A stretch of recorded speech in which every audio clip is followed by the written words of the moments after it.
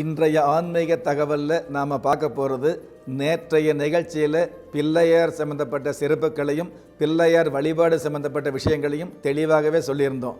இருந்தாலும் நிறைய பேர் கேட்குற கேள்வி, இந்த பிள்ளையாரை வீட்டில் வாங்கி வைக்கக்கூடிய இந்த பிள்ளையாரை எத்தனை நாள் வச்சுருக்கணும், அதே மாதிரி வீட்டில் வாங்கி வச்சிருக்கக்கூடிய இந்த பிள்ளையாரை நீர்நிலைகளில் தான் கரைக்கணுமா, இல்லை இன்னும் கொஞ்ச நாள் வச்சிருக்கலாமா அப்படிங்கிற கேள்வி நிறைய பேர் கேட்டிருக்கீங்க. இன்னும் சில பேர், இன்னும் அதிக பேர் கேட்குற கேள்வி, பிள்ளையாருக்கு எதனால் அருகம்புல் சாத்திரம் அப்படிங்கிற விஷயத்துக்கு எனக்கு விளக்கம் சொல்லுங்க அப்படிங்கிறதையும் கேட்டிருக்கீங்க. பொதுவாகவே உங்களுடைய வீட்டில் நீங்கள் மண்ணால் செய்யப்பட்ட, களிமண்ணால் செய்யப்பட்ட கணபதி உருவத்தை சிலையாக வாங்கி வழிபாடு பண்ணலாம்.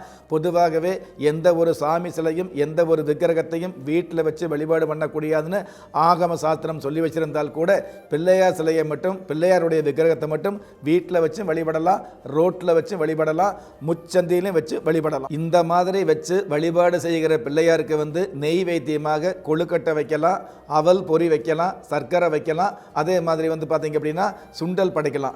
இந்த மாதிரி படைக்கப்பட்டு, இந்த மாதிரி பூஜிக்கப்பட்டு, இந்த மாதிரி எதுவுமே செய்ய முடியாதவங்க கூட, ஏழ்மை நிலையில் உள்ளவங்க கூட சாதாரண பிள்ளையாருக்கு ஒரு பித்தளை சொம்பில் நிற சொம்பு தண்ணி வச்சு அருகம்புல் வச்சு பிள்ளையாருக்கு முன்னாடி வச்சுட்டு 3 முறை வலம் வரலாம். இந்த மாதிரி ஒரு 3 நாள் பிள்ளையாரை பிரார்த்தனை பண்ணணும்.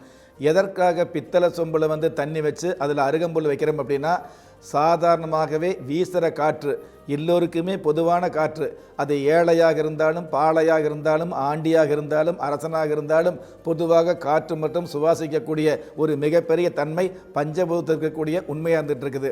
அந்த காற்று சுவாசிக்கக்கூடிய வாய்ப்பு இருந்தால் கூட அந்த காற்று நமக்கு சுத்தமான காற்றாக, அதாவது உங்களுடைய திரேகத்திற்கு, உங்களுடைய ஜாதகத்தில் உங்களுக்கு இருக்கக்கூடிய சாதகமான சூழ்நிலைகளை பாதகம் இல்லாமல் கொண்டு வரக்கூடிய அமைப்பு இந்த அருகம்புல் இருக்கக்கூடிய மிகப்பெரிய சிறப்பாக இருந்துட்டு இருக்குது.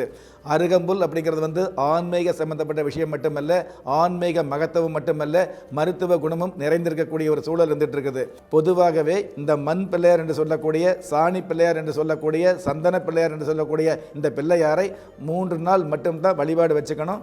3 நாள் கழித்து அதை ஏதாவது அந்த விக்கிரகத்தை ஏதாவது நீர்நிலைகளில் கரைச்சி விடணும். தொடர்ந்து இந்த விநாயகர் சதுர்த்திக்கு அடுத்து ஒரு 3 நாள் பிள்ளையார் வழிபாடு வச்சுக்கிட்டீங்க அப்படின்னா, பிள்ளையாரை பார்த்து ஒரு நமஸ்காரம் போட்டாலே போதும், உங்களுக்கு நல்ல விதமான வாழ்வு, தொல்லை இல்லாத, துயரங்கள் இல்லாத ஒரு நல்ல உயரம் கிடைக்கக்கூடிய வாய்ப்புகள் கிடைக்கும். அப்படிங்கிறத இன்றைய ஆன்மீக நிகழ்ச்சியில் நாம் தெரிஞ்சுக்கக்கூடிய நடுநிலையான ஆன்மீகம்.